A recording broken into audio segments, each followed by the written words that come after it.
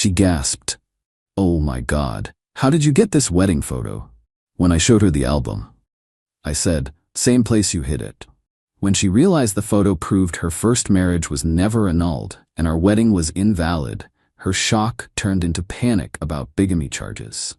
I, 35 male, discovered something about my wife Veronica, 33, that completely destroyed our 7-year marriage. We've been together for 9 years total, married for 7. Or at least, I thought we were married. 3 weeks ago, I was helping my mother-in-law Dorothy move into her new apartment. She downsized after her husband passed last year and asked me to help clear out their attic.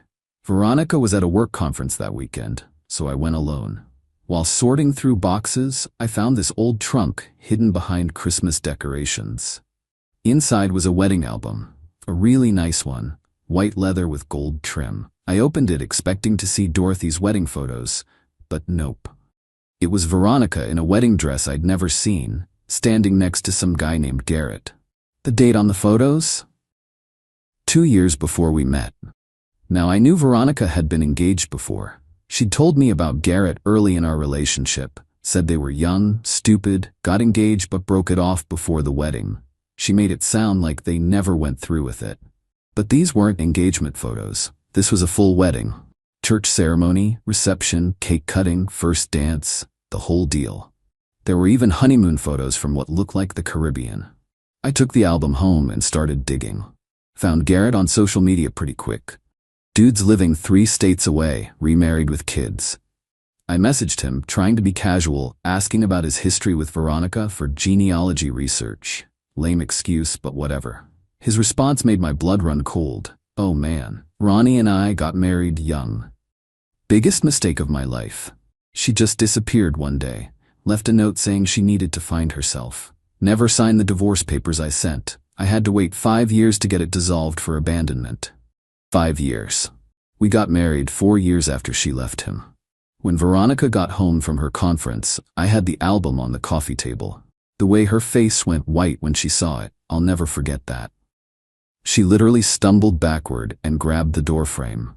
Where did you get that?" she whispered. "Your mom's attic. Same place you hid it, apparently." She tried to play it off at first. "It's not what it looks like.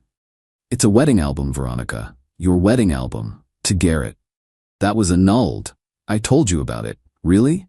"Because Garrett says differently. Says you never signed the divorce papers. Says he had to wait 5 years for abandonment." That's when she gasped. "Oh my God, how did you get this wedding photo?" "You talked to him." "Yeah, I talked to him. And guess what? According to the dates, you were still legally married to him when you married me." The panic that crossed her face when she realized what that meant, that our marriage was invalid, that she could face bigamy charges, it was like watching someone's entire world crumble. You can't tell anyone about this," she said, her voice shaking. "We can fix this. We'll get remarried quietly. No one has to know." "No one has to know. Veronica, our entire marriage is a lie." She switched tactics then, went from panic to anger. "You had no right to go through my mother's things. That was private. Your mother asked me to help her move. And private? We're supposed to be married. There shouldn't be any secrets like this." The next few hours were brutal. She went through every manipulation tactic in the book. First tears, saying she was young and scared and didn't know how to tell me. Then anger, claiming I violated her privacy. Then bargaining, promising we could work it out if I just kept quiet. The real kicker came when she finally admitted the truth. She knew the annulment never went through. She knew she was still married when we had our wedding. She figured enough time had passed that it wouldn't matter, that Garrett would have handled it by then. "Do you have any idea what you've done?" I asked her. "Our marriage license is fraudulent. Our taxes for 7 years, filed fraudulently. My insurance that covers you, fraud. This isn't just about us, Veronica. This is about potential criminal charges. You're overreacting. People make mistakes. Mistakes? You knowingly committed bigamy. That's a felony in this state." She tried to leave then, said she needed space to think. I told her she could have all the space she wanted, but the album was staying with me. That's when she got nasty.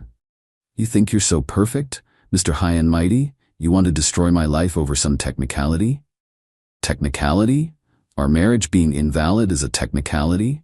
I chose you, isn't that what matters? I laughed. Actually laughed. You chose me while legally married to someone else. That's not romantic, Veronica. That's illegal. Update 1. Holy hell, this escalated fast. After our confrontation, Veronica stayed with her sister Mallory for a few days. During that time, I did what any reasonable person would do. I protected myself legally. First, I consulted a lawyer, not a divorce lawyer, because technically we're not even married. The lawyer's face when I explained the situation was priceless. He literally said, "In 30 years of practice, this is a first for me." Here's what I learned. In our state, bigamy is indeed a felony, punishable by up to 5 years in prison and $10,000 in fines. The innocent spouse, that's me, can also sue for damages. Plus, all the legal documents we've signed as a married couple are potentially fraudulent. While Veronica was gone, her family started calling me. First, her mom Dorothy, crying, saying she had no idea the album was in her attic. She thought Veronica had gotten the annulment. I believe her. Dorothy's good people. Then Mallory called, and this is where Veronica's entitlement really started showing. Apparently, Veronica told her family that I was being vindictive, that I was threatening to ruin her life over paperwork issues from before we met. She made it sound like I was the bad guy for being upset about our fraudulent marriage. Mallory actually said to me, "Can't you just let this go? She loves you. Why does it matter what happened before?" It matters because we're not legally married, Mallory. It matters because she lied to me for 7 years. It matters because she committed a crime. God, you're such a drama queen. Just get remarried and move on. With someone who lied to my face for 7 years? Hard pass. Then came the text bombardment from Veronica. I'm talking 200 plus messages in one night. Everything from, "I love you," to, "You're ruining my life," to, "If you ever loved me, you'll keep quiet about this." My favorite was, "I gave you the best years of my life, and this is how you repay me?" I responded once, "You gave me 7 years of lies. Please stop contacting me until you're ready to discuss this with lawyers present." That's when she went nuclear. Update 2. Veronica showed up at my work. I'm a project manager at an engineering firm. Pretty boring job, but good stability. I was in a meeting when reception called saying my wife was there with an emergency. I knew it was BS, but went to the lobby anyway. There she was, dressed to kill in this red dress I'd bought her for our 5th anniversary, or what I thought was our anniversary, holding a box of my stuff from the house. "We need to talk," she said, loud enough for everyone to hear. "You can't just throw away 7 years. This isn't the place, Veronica. You won't answer my calls, you won't meet me. What choice did I have?" I took her outside to the parking lot. That's when she pulled out a manila envelope. "Divorce papers," she said, "from Garrett, dated 6 months ago. See, we can fix this. We just need to get remarried, backdate some things." Backdate? You mean commit more fraud? It's not fraud if we're fixing a mistake. Veronica, those papers are dated 6 months ago. We've been married for 7 years. That's 6.5 years of bigamy. She actually stomped her foot. Like a child. "Why are you being so difficult? I'm trying to fix this." You can't fix 7 years of lies with more lies. Fine. You want to be like this? Then I want my share of the house. I want alimony. You want alimony? From a marriage that doesn't legally exist? Good luck with that. Her face turned purple. "You think you're so smart? I'll tell everyone what kind of man you really are, how you emotionally abused me, how you isolated me from my friends. Veronica, I have the wedding album. I have messages from Garrett. I have 7 years of fraudulent documents with your signature. You really want to play the victim here?" She threw the box at my feet. "You're a monster. I made one mistake. One 7-year-long mistake. I hope you die alone." She stormed off, but not before keying my car in full view of our security cameras. Real smart, that one. But here's where it gets interesting. Remember how I mentioned I did some digging? Well, I found something else. Veronica's been filing taxes as married, filing separately for 3 years, claiming deductions she wasn't entitled to without my knowledge. She's been using her married status to get benefits at work, better insurance rates, family leave she wasn't qualified for. My lawyer says this is bigger than just bigamy now. This is tax fraud, insurance fraud, and potentially theft by deception. I didn't want it to go this far, but she keeps pushing. Final update. It's over. Or rather, it never began. After the parking lot incident, I filed a police report for the vandalism to my car. The security footage was crystal clear. Veronica was charged with criminal mischief. But that was just the beginning. My lawyer contacted the district attorney's office about the bigamy situation. Turns out, they take this stuff seriously. Veronica was formally charged with bigamy, filing false documents, and insurance fraud. Her lawyer, paid for by her parents, because of course, tried to negotiate. They offered to pay me a settlement if I didn't cooperate with the prosecution. My lawyer laughed, actually laughed out loud during the call. "Your client committed multiple felonies," he said. "My client is the victim here. We're not taking a payoff." The IRS got involved when they found out about the fraudulent tax filings. Veronica owed about $18,000 in back taxes and penalties. Her parents ended up paying that to keep her out of federal prison. But the best part? Remember Garrett, her actual legal husband? He was pissed when he found out she'd been using their marriage for financial gain while he'd been trying to move on with his life. He sued her for emotional distress and fraud. His lawyer subpoenaed me as a witness. During the deposition, I learned so much more.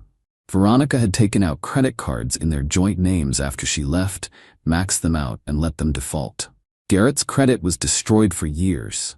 She'd also claimed him as a dependent on her taxes the year she left, getting a bigger refund. Garrett's lawyer asked if I wanted to join the civil suit. I declined. I just wanted out. The criminal case was settled with a plea deal. Veronica pled guilty to attempted bigamy, reduced from bigamy, and filing false documents. She got 2 years probation, 200 hours of community service, and had to pay $5,000 in fines. She also had to write letters of apology to me, Garrett, and the court. Her letter to me was something. 3 pages of how this was everyone's fault but hers. How Garrett was abusive. He wasn't. I've seen the police reports she filed and withdrew. How I was controlling. I wasn't. She had full access to everything. How her family pressured her to remarry. They didn't. They thought she was divorced. The last paragraph, though. I hope you're happy destroying my life over a piece of paper. I loved you more than anything and you threw it away for your stupid principles. Enjoy being alone with your righteousness. I'm not alone, though. I started therapy to deal with the betrayal. Joined a support group for fraud victims. And honestly, I'm doing pretty good. I've started dating again. Being extra careful to verify nobody's currently married, obviously. Veronica lost her job when the fraud charges became public. Last I heard from Dorothy, she's living with her parents, working retail, and telling everyone I ruined her life because I'm vindictive. Garrett sent me a message last week. Thanks for exposing her, man. My wife and I were having trust issues because of what Veronica did to me. Seeing her finally face consequences helped me get closure. You did the right thing. I did do the right thing. It wasn't about revenge or being vindictive. It was about not letting someone get away with 7 years of lies and fraud. It was about protecting myself and making sure she couldn't do this to anyone else. To anyone reading this who's been betrayed like this, document everything, get a lawyer, and don't let them gaslight you into thinking you're overreacting. Fraud is fraud, whether it's committed by a stranger or someone you loved. And Veronica, if you're reading this, and I know you Reddit stalk me through your friend's account, I wasn't destroying your life.